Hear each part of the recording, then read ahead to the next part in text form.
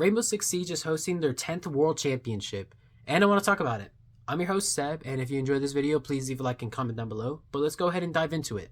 It's the 10th annual Six Invitational, which is the World Championship for Siege, where 20 teams fight for $3 million. It's a 2-week event happening in Paris, or Paris for my French viewers, with 1 week of group stages and then 1 week of playoffs. Siege has been my favorite game for almost 9 years now, and I've started watching the esports about 8.5 years ago, and I've been watching ever since. If you follow the scene at all, then you know players like Spoit, Stompin, and Shaiko, and all of them are competing here with their teams, trying to win the title and trying to lift that hammer. And so I want to give my top 4 storylines of the event, who are 4 teams that I think you should be watching and why. The first team on my list is going to be G2. I have their jersey back up there, but they're the first team that I fell in love with. And right now, they're super prominent because of their star player, Stompin.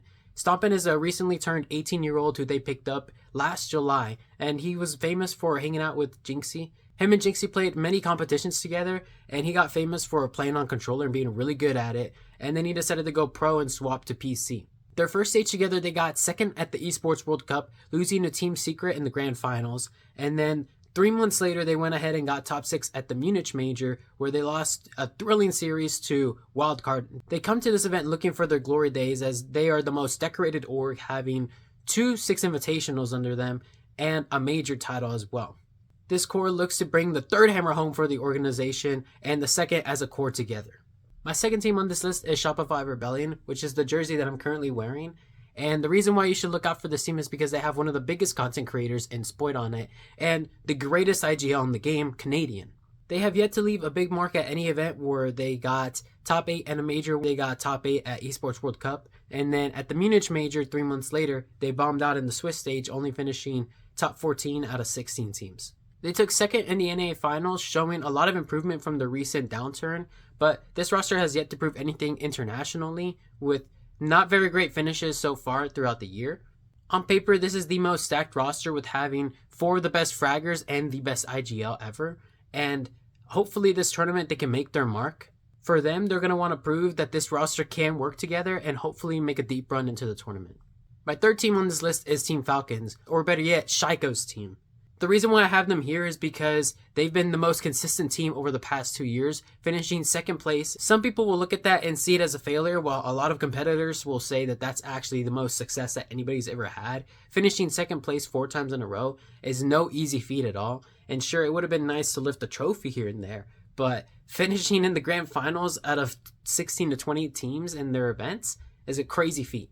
Their story is that they always look formidable on the way to the finals, but in the finals, they don't look like themselves. They don't play as aggressive, and they look a little bit more scared. And so the story here will be whether or not they can make the grand finals, and if they've learned anything from their failures, and see if they can finally lift the trophy together. They have every piece to do it. It just seems to be a mental block for them, but hopefully they figured it out with all of their coaching staff, and maybe they make a mark here. Then my last and favorite team story here is M80. This is a group of 5 players who all got dropped 2 years ago, and then under popular content creator Fett, he combined all 5 of these players under a team, and 3 months later they won the Manchester Major.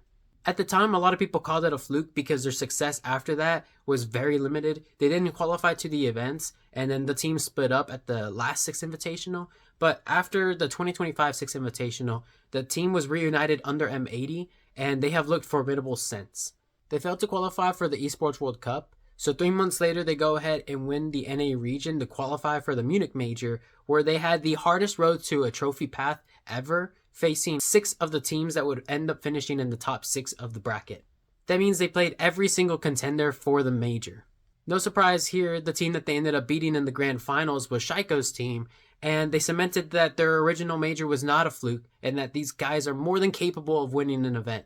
Now they come here with the greatest mind to ever play Rainbow Six Siege, and Fabian, having lifted 3 hammers before, he seeks to lift his 4th hammer with this group of guys, with each of them looking to pick up their 1st hammer. My personal favorite to win it all is going to be M80, but I think all 4 of these teams have great storylines that you can watch out for, and I wouldn't be surprised if any of them ended up lifting the hammer. Well, maybe I'd be surprised for Shopify, but the rest of the 3 are all fair game. I hope you all tune in to watch the Six Invitational. As always, thank you for watching this video, and I hope you all have a great day.